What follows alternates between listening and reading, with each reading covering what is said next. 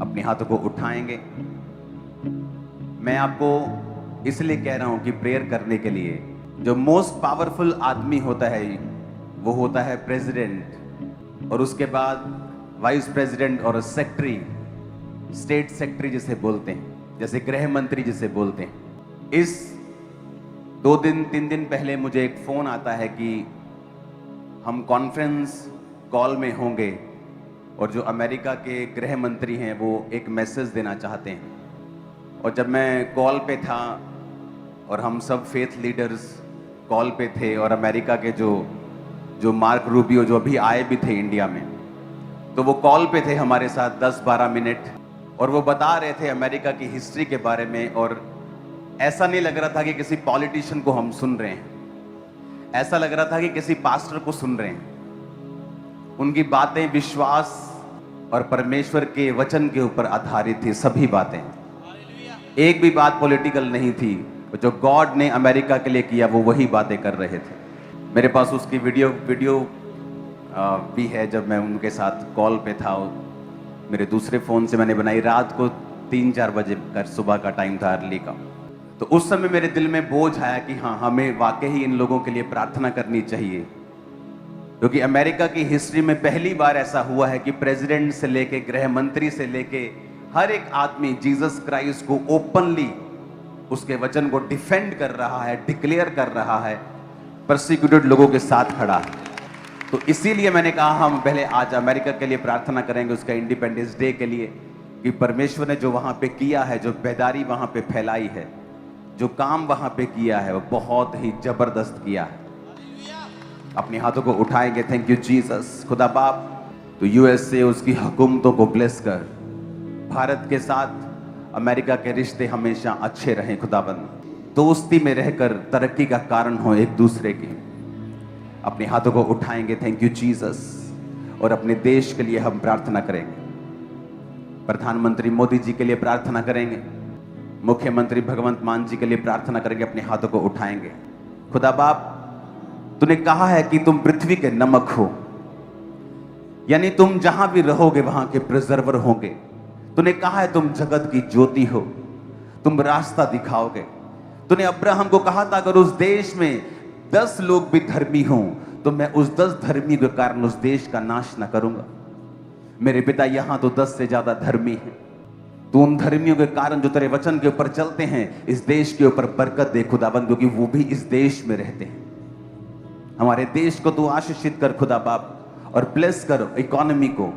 ऐसी योजनाएं दे सरकारों को खुदाबंद की देश की इकोनॉमी आशीषित रहे। हम जानते हैं कठिन समय और आएंगे, अंधेरे समय और आएंगे, लेकिन हम प्रार्थना करते हैं खुदा बाप हमारे समयों में शांति बनी रहे। और खुदाबंद देश के पॉलिटिकल अगुओं को अपनी बुद्धि, अपने ज्ञान से भर। कोई अंधकार की शक्ति, टेररिज्म की ताकत इस देश के ऊपर, देश की आर्मी के ऊपर कार्य न कर सके। कोई मौत का आत्मा कार्य न कर सके। हर एक जवान सेफ रहे खुदाबंद। एडमिनिस्ट्रेशन बोझ के साथ कार्य को करे, बिना करप्शन, बिना रिश्वत। खुदाबंद तेरा आत्मा जुम्बिश करे और कार्य करे। प्रभु यीशु मसीह के सामर्थी नाम में हम मांगते हैं। अपने हाथों को उठाओ। देश के सब स्टूडेंट्स के लिए हम प्रार्थना करेंगे। खुदा बाप, तेरा आत्मा हमारे देश के सब स्टूडेंट्स को छुए, वो किसी भी धर्म, किसी भी जाति के क्यों ना हो। बाइबल कहती है धरती के सभी मनुष्यों को श्वास तू देता है खुदा बाप, तू ही उनको अपनी मुट्ठी खोल कर रचाता है। तूने कहा है कि जिस तरह सूर्य अपना प्रकाश सबको देता है और बारिश सब पे पड़ती है, उसी तरह तुम्हारा पिता धर्मी और अधर्मी दोनों पर अपनी बारिश और अपनी आशीष और अपनी दया को बरसाता है। मेरे पिता, हम मांगते हैं कोई भी स्टूडेंट सुसाइड तक ना पहुंचे खुदाबंद। आने वाले समय में ऐसे अरेंज कर। ये एग्जाम का ना होना या फेल हो जाना दुनिया का अंत नहीं है, लाइफ का अंत नहीं है। उनको स्ट्रेस से फ्री कर खुदाबंद। एजुकेशन सिस्टम को स्ट्रेस फ्री बना मेरे पिता परमेश्वर। तेरा आत्मा उनको छुए मेरे पिता। अपने हाथों को उठाएंगे, किसानों के लिए प्रार्थना करेंगे मेरे पिता, उनको आशीषित कर। जो तेरा दिया हुआ काम करते हैं खुदाबंद और लोगों के पेट को भरते हैं खुदाबंद, सरकारें उन पर फेवर करें खुदाबंद। तेरी आशीष उन पे आए। स्पिरिट सुसाइडल उनकी लाइफ में काम ना कर सके। इन जीसस नेम आमीन। हो जाइए आशीष हमारी। आमीन। ऊंचा ये आशीष हमारी है चर्च। मिरेकल्स होते हैं, वो आज भी प्रार्थनाओं को सुनता है। कि मैं घर गई, मैंने प्रेयर को भी रिसीव किया और मैंने खुद, मैं अपनी फैमिलीज को भी बोलता हूं कई बार कि अपनी प्रेयर को लिखो, सोचो नहीं, लिखो। प्रेयर पॉइंट्स लिखो। उन प्रेयर पॉइंट्स के सामने कौन सा बाइबल का वचन है उसे लिखो। जब उस प्रेयर पॉइंट को करो, बाइबल के उस अध्याय को खोलो, और जब मैं प्रार्थना के लिए बैठता हूं, इन्हें एक प्रेयर पॉइंट को करता हूं, उसके अनुसार कौन सा वचन मुझे सपोर्ट करता है, फिर उसको खोलता हूं, फिर वो प्रेयर पॉइंट उस वचन के साथ करता हूं, फिर नेक्स्ट प्रेयर पॉइंट, फिर अगला प्रेयर पॉइंट। यीशु मसीह ने कहा, अन्य जातियों की तरह प्रार्थना में बकबक मत करो। कई बार हम बकबक करते हैं और हमारी प्रार्थना को सपोर्ट करने वाला वचन हमारे मुंह में नहीं होता। जज को जितना मर्जी पता हो कि ये आदमी बेकसूर है, लेकिन अगर उसका वकील अच्छे से केस हैंडल नहीं कर पाता है, वो व्यक्ति सही होते हुए भी गुनहगार साबित हो सकता है, या उसका केस लंबा खिंच सकता है। बाइबल कहती है, अपना प्रमाण मुझे दो। आप प्रमाण देते हैं अपना बाइबल के, परमेश्वर तेरे वचन में यह लिखा है कि गर्भ का फल यहोवा की ओर से प्रतिफल है। तेरे वचन में लिखा है कि धर्मी की संतान आशीष पाएगी। तेरे वचन में लिखा है कि तेरा वंश पृथ्वी के ऊपर प्राकर्मी होगा। प्रभु, अगर मेरा वंश है ही नहीं तो प्राकर्मी कैसे होगा? मुझे वंश दे। लेकिन अगर हमें वचन के बारे में नॉलेज ही नहीं है, वचन के बारे में पता ही नहीं, वचन पढ़ते ही नहीं, बाइबल पे धूल जमी हुई है, तो शैतान हमें इग्नोरेंट रखता है कि हम परमेश्वर के वचन के अधिकारों का प्रयोग ना कर सकें। परमेश्वर ने आज आपकी बीमारी के लिए कुछ नहीं करना है, उसने आज आपकी तकलीफ के लिए कुछ नहीं करना, वो ऑलरेडी कर चुका है। उसने अपने कामों को खत्म करके क्रूस पर बोला था, इट इज फिनिश्ड। अब हमें उन खत्म किए कामों के ऊपर बिलीव करना है और उन खत्म किए कामों पर विश्वास करके, उन्हें अंगीकार करके, उनकी घोषणा करके, उसके अनुसार जीवन को बिताकर उन सब चीजों को प्रैक्टिकली अपने जीवन में पूरा होते हुए देखना है। आप कभी ग्रेटनेस की उस पोजीशन पे नहीं जा सकते हैं अगर आप परमेश्वर के वर्ड को फॉलो नहीं करते हैं। हर बेदारी परमेश्वर के वचन से शुरू होती है, हीलिंग प्रभु के वचन से शुरू होती है, ग्रेटनेस परमेश्वर के वचन से शुरू होती है। एक फल ही तो खाया था हवा ने और आदम को खिला दिया था। क्या था इसमें? कोई बड़ी बात थी क्या? फल ही तो खाया था। लेकिन बात अनआज्ञाकारिता की है, बात परमेश्वर के वचन की है, बात परमेश्वर के वचन को आदर देने की है। बात यह है कि आज आप उस परमेश्वर के वचन के ऊपर कितना स्टैंड लेते हैं, या आप उसे पर्सनलाइज करते हैं कि नहीं। आज जो भी बदलाव होते हैं अमेरिका के, आज जब आप बेदारी देखते हैं, वहां पे ईसाई लोगों को देखते हैं, क्रिश्चियन लोगों को देखते हैं सड़कों के ऊपर प्रार्थना करते हुए, बिलियनियर मिलियनियर सड़कों के ऊपर खड़े होकर प्रार्थना करते हैं, वहां विश्वासी जीवन जीते हैं। जवान यंग लड़के लड़कियां शादी के बिना कोई संबंध नहीं रखते किसी लड़के लड़की से, पवित्रताई का जीवन जीते। और अगर आप देखेंगे अमेरिका की बेदारी 1900 में, जब परमेश्वर के बड़े बड़े सेवक जो आज खुदा में सो चुके हैं और प्रभु के पास स्वर्ग में हैं, आप उनकी जीवनी को कभी पढ़ना कि परमेश्वर तेरे वचन में लिखा है कि तूने हमें बीमारियों पर अधिकार दिया है। एक सेवक अड़ गया परमेश्वर के सामने, कनाडा का सेवक था, अमेरिका में उसकी सेवक आई थी, अड़ गया परमेश्वर के सामने, कहता प्रभु तेरे वचन में लिखा है तू चंगा करता है, मुझे ये चंगाई की सामर्थ्य चाहिए, कुछ भी कर मुझे चाहिए, या मुझे ले जा, मुझे दुनिया से ले जा, लेकिन मुझे ये सामर्थ्य चाहिए लोगों को हील करने की। और जब वो एक जगह पे जा रहा था प्रार्थना करते हुए, तो सामने से कोई टॉर्च लेके आ रहा था ऐसे चलता हुआ। उसे लगा कि शायद कोई चौकीदार है या कोई और आदमी है, तो वो जब टॉर्च लेके उसके पास आया, वो स्वर्गदूत था और उसके हाथ में बाइबल थी जो चमक रही थी। परमेश्वर के संत को कहा, परमेश्वर के दास को कहा कि आज लोगों के अंदर समर्पित जीवन नहीं है, आज लोगों ने अपना समर्पण परमेश्वर के सामने नहीं किया है, इसीलिए वो प्रेरितों के काम वाली सामर्थ्य भी उन पास्टरों की लाइफ पे नहीं है। वो ये कहकर स्वर्गदूत गायब हो गए और बाइबल भी गायब हो गई। और उस सेवक ने परमेश्वर के दर्शन को समझ लिया कि मैंने जो परमेश्वर के सामने जिद करके प्रार्थनाएं की हैं, परमेश्वर ने मुझे उसका उत्तर दिया है। और उसने प्रेयर्स करनी स्टार्ट की और एक स्ट्रॉन्ग हीलिंग अनॉइंटिंग उसकी लाइफ में आए और काम करे। शहर में वो सेवा करने लगा था, वहां पे 1,00,000 रिटर्न मिरेकल्स उसकी सेवकाई में हुए थे। और जब अमेरिका के डिपार्टमेंट्स ने उस शहर का सर्वे किया, और जब पूरे देश का सर्वे होता है तो उसका जो शहर था पूरे देश का सबसे ज्यादा हेल्थी और शरीर वाला, जहां सब लोग चंगे थे, पूरे देश में वो शहर, वो कस्बा नंबर 1 था पूरे देश, पूरे अमेरिका में। क्योंकि इतने मिरेकल्स उसकी सेवकाई से हुए, इतने हीलिंग्स उसकी सेवकाई से हुई, क्योंकि एक परमेश्वर के दास ने स्टैंड लिया कि मैं परमेश्वर के वचन के ऊपर चलूंगा। और दानियल 1 में लिखा, यहूदा के राजा यहोयाकीम के राज्य के 3रे वर्ष में बेबीलोन के राजा नबूकदनेस्सर ने यरूशलेम पर चढ़ाई करके उसे घेर लिया। और यहां पर लिखा, परमेश्वर ने यहूदा के राजा यहोयाकीम को परमेश्वर के भवन के कई पात्रों सहित उसके हाथ में कर दिया। अपने हाथों को उठा के कहो, आज जो कुछ मैं सुनने वाला हूं, मैं उसे सुनूं और फलों को लाऊं। अब यहां पे अगर आप सुनेंगे तो उसने लिखा था, परमेश्वर ने यहूदा के राजा यहोयाकीम को परमेश्वर के भवन के कई पात्रों सहित उसके हाथ में कर दिया, और उसने उन पात्रों को शिनार देश में अपने देवता के मंदिर में ले जाकर अपने देवता के भंडार में रख दिया। अब आप सोचोगे, परमेश्वर ने अपना भवन क्यों शैतान के हाथों में पड़ने दिया?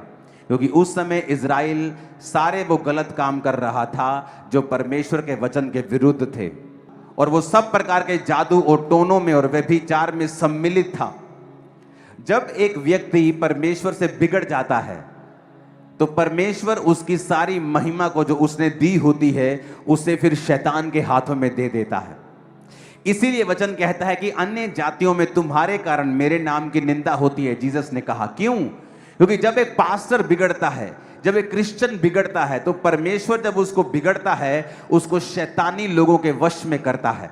शत्रु उसको लूटते हैं, वो शत्रुओं के वश में आ जाता है, वो कैप्चर हो जाता है।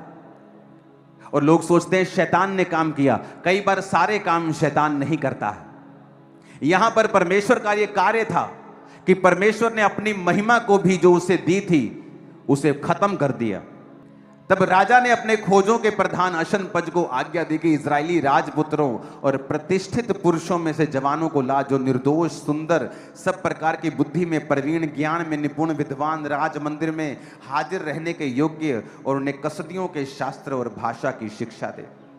जो बेबीलोन का राज्य था वो बहुत तेजी से बढ़ रहा था, वो इतनी तेजी से एक्सपैंड कर रहा था, और वो इतनी तेजी से देशों के ऊपर कब्जा कर रहे थे कि उनके पास जो स्टाफ था, जो अच्छा स्टाफ, जो राज्य कर सके, जो गवर्न कर सके, जो उन पर देख रेख कर सके, एडमिनिस्ट्रेशन कर सके, वो स्टाफ की कमी थी।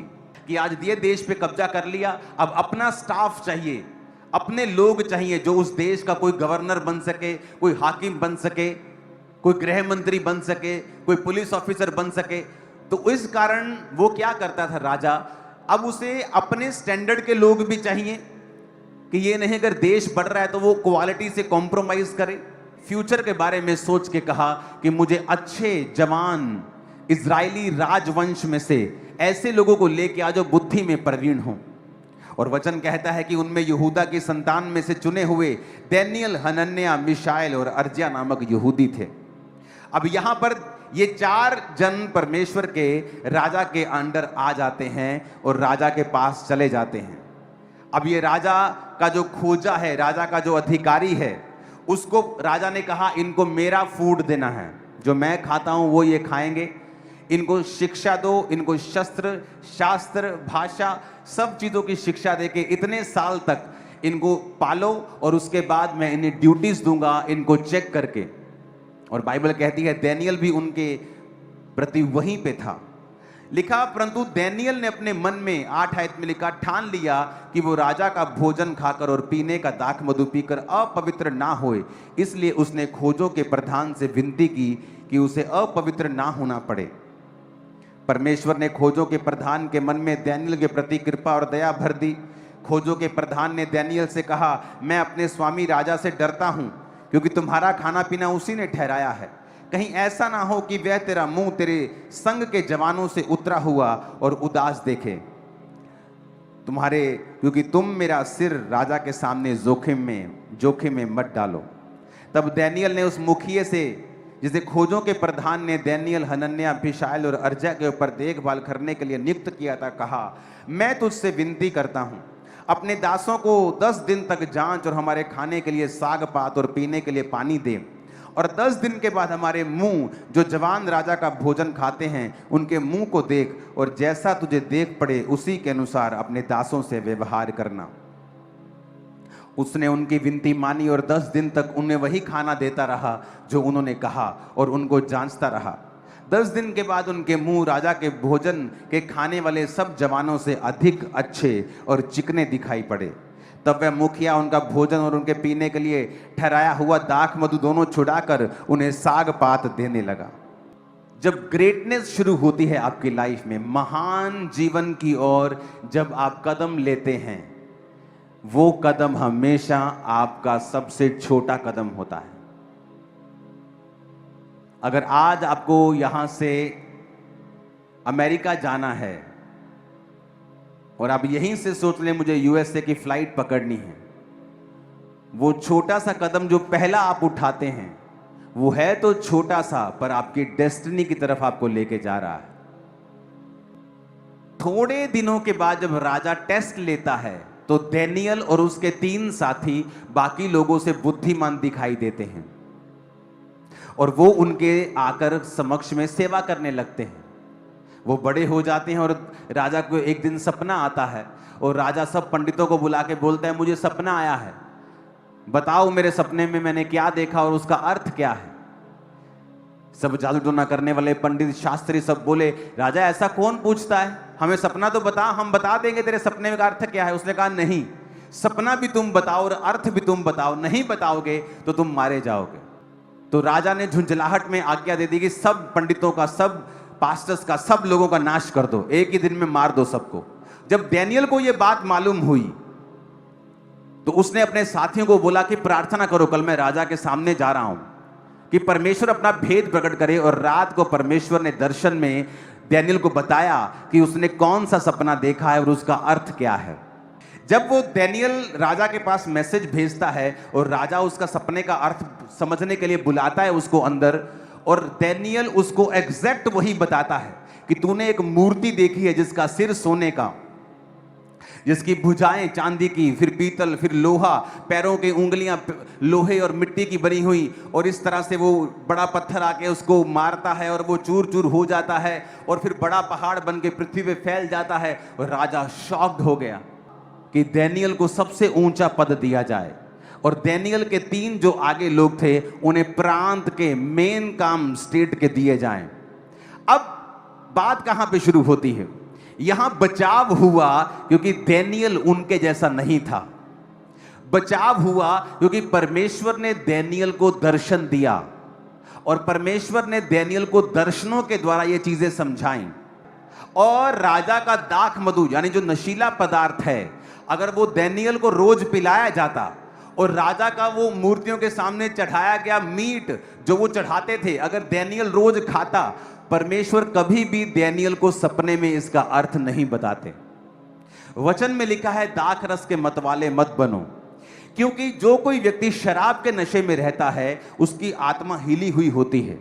एक चूहे जैसा व्यक्ति भी शराब पी के शेर के जैसी बातें करता है। क्यों?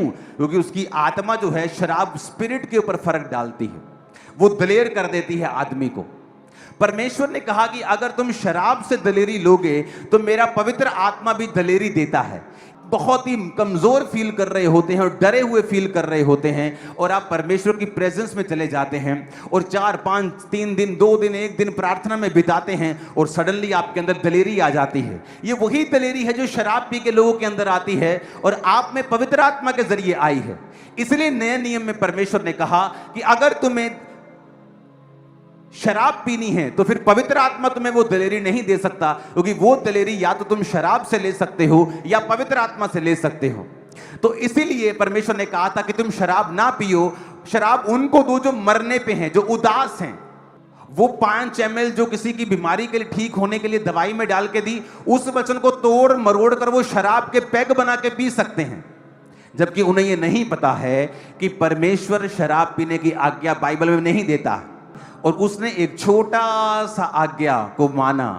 अगर दानियल शराब के नशे में रोज रहता और उसकी स्पिरिट और उसका दिमाग उस अल्कोहल के इन्फ्लुएंस में होता, मैं आपको गारंटी देता हूं कि परमेश्वर कभी भी उसको दर्शन में उत्तर नहीं देते। दानियल तब तो अपनी जिंदगी बचा लेता कि अब तो मैं बच गया हूं, अगर मैं विरोध करूंगा तो राजा मुझे मरवा देगा, कि तू कौन होता है शराब ना पीकर, मेरे देवताओं का मांस ना खाकर चढ़ाया हुआ, तू अपने आप को क्या बेटर समझता है, मार दो इसको। उसके लिए क्या है, वहां पे लाखों बच्चे पढ़ रहे होंगे, कई बच्चे कई देशों से पढ़ रहे होंगे, वो हजारों ट्रेनिंग हो रही है, कि मर भी जाएगा तो राजा का क्या जाता है। लेकिन दानियल ने स्टैंड लिया कि मैं परमेश्वर के वर्ड के ऊपर खड़ा रहूंगा। आप देखो आज क्रिश्चियनिटी में बहुत से लोग हैं, बहुत से अमीर लोग भी हैं, बहुत से इन्फ्लुएंशियल लोग भी हैं, लेकिन अगर आप देखेंगे परमेश्वर उनके द्वारा प्रभावित कामों को करने में कामयाब नहीं होता। क्यों? क्योंकि उनका जो जीवन है वो अनॉइंटिंग और वर्ड के अंदर पूरी तरह छुपा हुआ नहीं है। बहुत सी ऐसी चीजें हैं जो वचन के साथ वो ब्रेक करते हैं, इसलिए परमेश्वर उन्हें अच्छी पोजीशन पे होते हुए भी इस्तेमाल नहीं कर पाता है। अब दानियल ने अपने जान की परवाह नहीं की, और अपनी जान की परवाह ना किए बगैर उसने कहा कि भाई साहब तू मुझे साग पात दे दे, तू मुझे साग दे दे, तू मुझे सरसों का साग दे दे, मुझे तो तू गोभी आलू दे दे, और 10 दिन के बाद तू मेरा चेहरा देखना। अगर मेरा चेहरा उतरा हुआ हो, थोड़ा कम लाल हो, थोड़ा कम शाइन करे, तो तू वही खाना मुझे देना शुरू करना।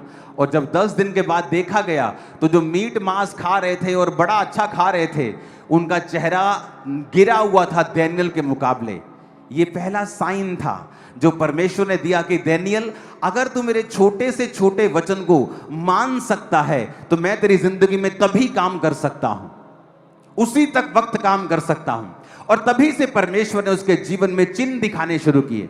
आप बड़े काम नहीं कर सकते हैं, आप बड़ी बड़ी चर्चेस नहीं चला सकते हैं, अगर छोटे लेवल के ऊपर परमेश्वर के वचन को आपने नहीं समझा, और साथ साथ परमेश्वर आपको चिन्ह देकर आपकी सेवकाई और आपकी लाइफ को दृढ़ करता है, आपके विश्वास को वो दृढ़ करता है, आपको साइंस देता है। और वो साइन वो नहीं होते जो आप प्रभु से मांगते हो कि पहला मैनू साइन दे, जो तो मैनू बुलाया थे आवाज दे। नो, ये फुलिश चीजें हैं। परमेश्वर वो साइन देता है क्योंकि तुमने वचन को माना है, तुमने पहल की है, तुमने परमेश्वर को विश्वास के द्वारा अप्रोच किया है, और वो साइंस तुम्हें फॉलो करते हैं। लिखा था science and wonders will follow you. अगर तुम परमेश्वर पे विश्वास करते हो तो चिन्ह चमत्कार तुम्हें फॉलो करेंगे। तो जब राजा ने आज्ञा दी कि सब मार दिए जाएं, उनमें दानियल भी होता। इतिहास गवाह है, बहुत से ऐसे क्रिश्चियन ऐसी आज्ञाओं के नीचे मारे भी गए हैं, आप पढ़ के देख लो। लेकिन दानियल उस समय नहीं मरा, क्योंकि उसने ठान लिया था कि मैं परमेश्वर के वचन को नहीं ब्रेक करूंगा। आप किसी के यहां काम करते हैं, वो छोटी सी 100 रुपए की चोरी आपके ग्रेटेस्ट फ्यूचर को खत्म कर रही है। वो 5 मिनट का व्यभिचार वो आने वाली ग्रेटेस्ट ग्लोरी को आपकी लाइफ से खत्म कर रहा है। वो 5 मिनट की चुगली, वो किसी के साथ जेलसी, वो किसी को डाउन करने के लिए योजनाएं बनाना, परमेश्वर के घर को पॉलिटिकल घर बना देना, वो तुम्हारी ग्लोरी को डिम कर रहा है, डाउन कर रहा है, और तुम ये बात को समझ नहीं पा रहे हो। वो तुम्हारी ग्लोरी अगर डाउन हुई तो जो फ्यूचर में परमेश्वर ने तुम्हारे लिए रखा हुआ है वो तुम तक कभी नहीं पहुंचता, क्योंकि तुमने अपने हिस्से को पहले लेने की कोशिश की है। या तो तुम उस एक्साइटमेंट को पहले ले लो 5 मिनट की, और उसके बाद जो फुल लाइफ में एक्साइटमेंट होने वाली है वो तुम छोड़ दो, तो या तो फिर परमेश्वर के वचन पे खड़े रहो। परमेश्वर के द्वारा दिया गया सताव आपकी ब्लेसिंग का कारण है। थर्सडे का वचन सुनो, पतमुस टापू के ऊपर जो प्रकाशित वाक्य लिखा गया, जैसे पढ़ने से सुनने से लोग ब्लेस हो जाते हैं। और जब रोमी लोगों ने देखा कि यूहन्ना का इन्फ्लुएंस बढ़ रहा है तो तेल के कड़ाहे में उसे मारने की कोशिश की। जब वो नहीं मरा तो उसको पतमुस नामक टापू पर भेज दिया, और वहां पे जीसस क्राइस्ट ने उसे दर्शन दिए थे। वो पतमुस नाम की जगह है जहां दर्शन दिए, वो ये जगह है जहां परमेश्वर ने अपने दास को दर्शन दिए थे। ये आज भी यहां मौजूद है, पूरी दुनिया के सैलानी यहां घूमने के लिए जाते हैं। ये ग्रीस के अंदर है, और जो यूहन्ना की चर्च थी और जिस 7 चर्चिस के बारे में उसने प्रकाशित वाक्य में लिखा है वो तुर्की में है, और तुर्की से कुछ ही किलोमीटर के बॉर्डर के ऊपर ग्रीस के अंदर ये पतमुस नामक टापू है। यहां पे इसलिए भेजा जाता था टापू के अंदर कि यहां खाना नहीं उगता था, तो जेल के कैदियों को यहां भेजते थे और उनको घूमने की आज्ञा थी टापू के अंदर अंदर, क्योंकि उसके बाद सब पानी पानी था, कोई वहां से जा नहीं सकता था। तो वो धीरे धीरे वहां पे कोई नारियल पी रहा है, कुछ हल्का फुल्का कुछ खा लिया, मछली पकड़ ली, कितना आप कर लोगे, और धीरे धीरे भूख से और स्टारवेशन से उनकी मृत्यु हो जाती थी।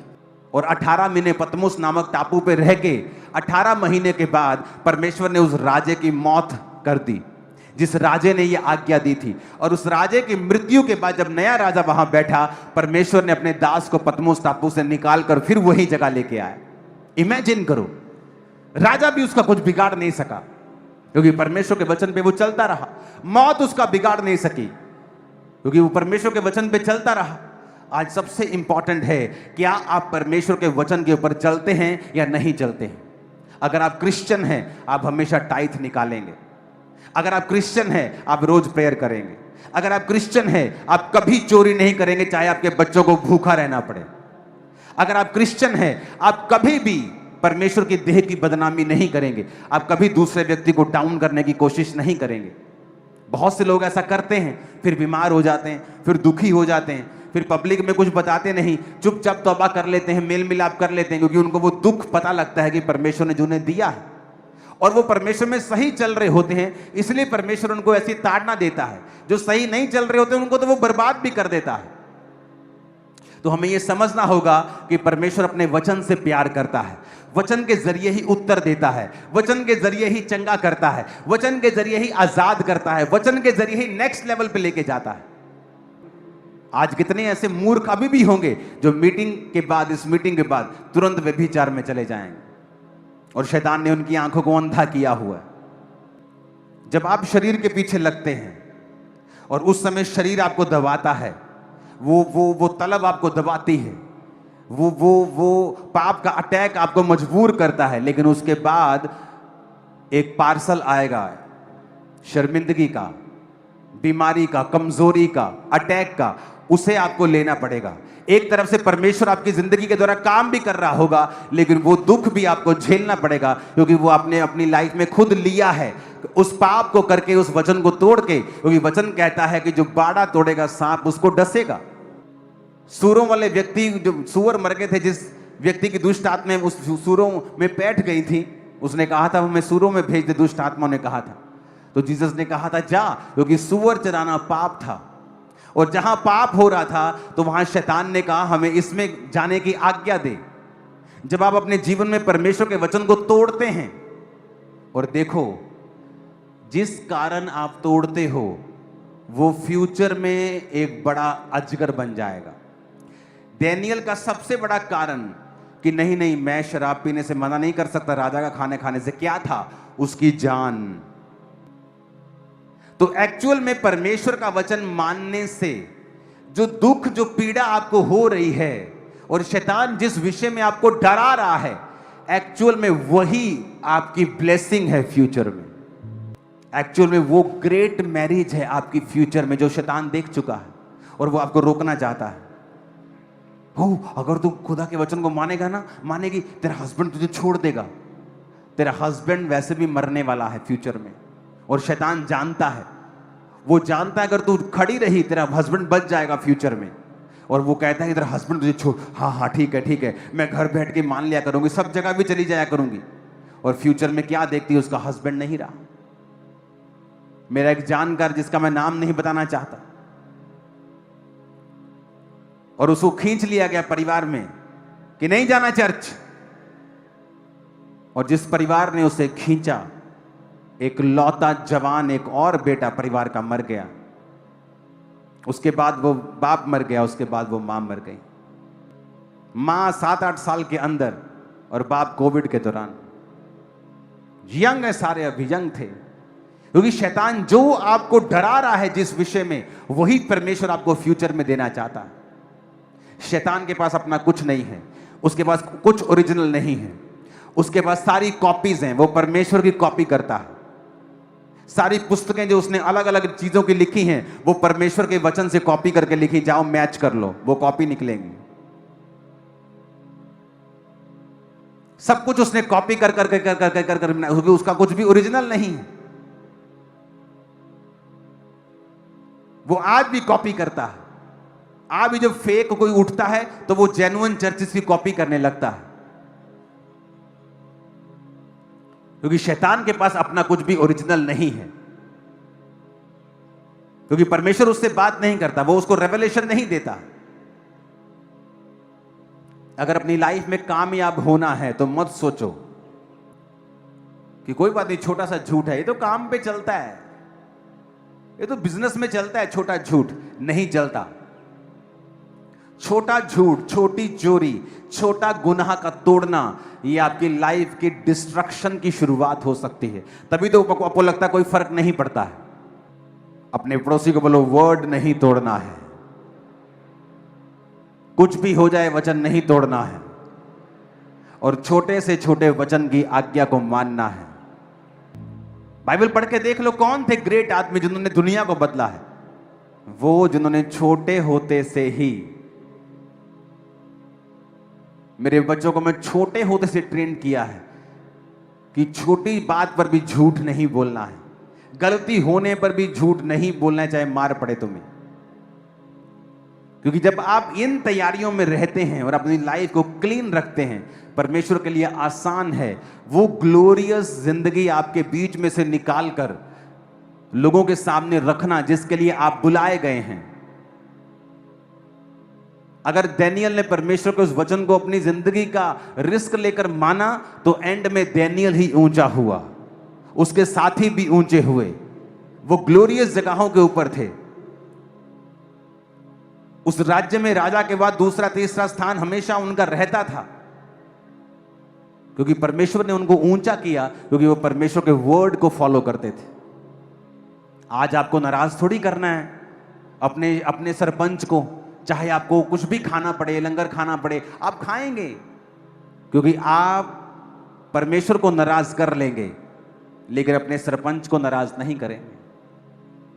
आप वो लोग हैं जो लोगों से आदर चाहते हैं लेकिन परमेश्वर से आदर नहीं चाहते हैं, और परमेश्वर भी रहने देता है आपको उसी लेवल के ऊपर और आपको बढ़ाता नहीं। आप क्रिश्चियन भी रहते हैं, आप प्रार्थना भी करते हैं, सब जगहों पे भी चले जाते हैं, सब खा पी भी लेते हैं, इधर उधर भी घूम आते हैं, सब कुछ कर लेते हैं, डांस भी कर लेते हैं डीजे के ऊपर, जिस तरह इजराइलियों ने मिक्स कर लिया था। उन्होंने सब जगह मिक्स कर लिया, किसी से शादी कर ली, किसी जाति से शादी कर ली, और परमेश्वर कहता मुझे नफरत है तुम्हारी इस मिक्सचर से। यूहन्ना को वो कहता ये लोग ना तो ठंडे हैं या ना तो गर्म है, ये गुनगुने हैं, कभी परमेश्वर के हो जाते हैं, कभी शैतान के हो जाते हैं, कभी चर्च में होते हैं, कभी बार में होते हैं। तो इनको बोल के या तो ना तो ये तो ठंडे हैं, ना तो ये गर्म है, ये गुनगुने हैं, और मैं इनको अपने मुंह से उगलने पे हूं। एक समय था जब मेरी फैमिली का बिजनेस मेरे रिश्तेदारों की सपोर्ट पे निर्भर था। एक समय था जब उन्होंने सपोर्ट किया था, और वही रिश्तेदार बुला के मुझे धमकाते होते थे कि बेटा इसको पढ़, तूने अपना धर्म छोड़ दिया, तू अपने धर्म से वापस आएगा, तेरे पास्टर को पीटेंगे किसी दिन। आज वो परमेश्वर के वचन को जानते हैं, चर्च में बैठते हैं, वचन सुनते हैं कि इस परमेश्वर के बारे में जो ये बताता था। जब ये बच्चा था 19 साल का, हमने सुना था, हमने पूरा होते हुए देखा है। क्या हुआ उस समय? 4 रिश्तेदार चले गए, और वो एकदम से नहीं मेरी जिंदगी में कुछ हुआ कि अगर 10 रिश्तेदार चले गए, कुछ दोस्तों को मैंने छोड़ दिया, कोई दोस्त निकल गए, कुछ संगति की वजह से चले गए, लेकिन वो अकेले समय मैंने बिताया। आज मेरे लाखों रिश्तेदार हैं। मेरी शादी में कौन था? आप लोग। मेरी फैमिली की शादियों में, मेरे बच्चों की शादी में कौन होंगे? आप लोग। अगर मैंने एक त्यागा, वो लाखों देता है। आज कुछ भी हो जाए, वचन पे चलना स्टार्ट करो, मत गवाओ उस ग्लोरी को जो परमेश्वर आपको देना चाहता है। अदरवाइज वो स्ट्रगल कभी खत्म नहीं होगा। जो आप करना चाहते हैं, परमेश्वर खुद टांग लगाकर उसे अड़ंगा लगाएगा। शैतान नहीं, परमेश्वर वो खुद तुम्हारे टांग को पकड़ेगा कि तुम आगे ना बढ़ पाओ जब तक तुम एक समर्पित जीवन नहीं जीते हो। अगर तुम इस वचन को सुन रहे हो तो इसका मतलब परमेश्वर ने तुम्हें आज असाइन किया है कि तुम इस वर्ड को सुन सको, चाहे तुम उस आइसलैंड से या ग्रीनलैंड से क्यों नहीं देख रहे हो। तुम जहां से भी देख रहे हो, परमेश्वर ने यह समय ठहराया है कि वो अपना वचन तुम तक दे रहा है कि मेरे वर्ड के साथ फेथफुल रहो, ताकि तुम्हारी ही ग्लोरी वो तुम्हारे अंदर से पैदा कर सके, तुम्हें वैसा बना सके जो एक्चुअल में परमेश्वर ने तुम्हारे लिए रखा हुआ। परमेश्वर एक्सपेक्ट करता है कि 2007 में मैं ना करूं, जो 8 में हो सकती 9 में ना करूं। हो सकता है आपको परमेश्वर ने ब्लेस किया हो पिछले सालों में, लेकिन अब वो चाहता है कि आप उस बचपन, मसीही बचपन की वो स्पिरिचुअल बचपन को छोड़ के अब आप जवानी में प्रवेश करें और बुढ़ापे में प्रवेश करें, क्योंकि वो आपके फ्यूचर को जानता है। आपके परिवार पे आने वाली मुसीबतें, आपके फाइनेंस पे आने वाली मुसीबतों को वो जानता है और वो आपको अलर्ट करता है। मेरा विश्वास है आप वचन को रोज पढ़ेंगे और छोटे से छोटे वचन को भी आप अपनी जिंदगी में फॉलो करेंगे।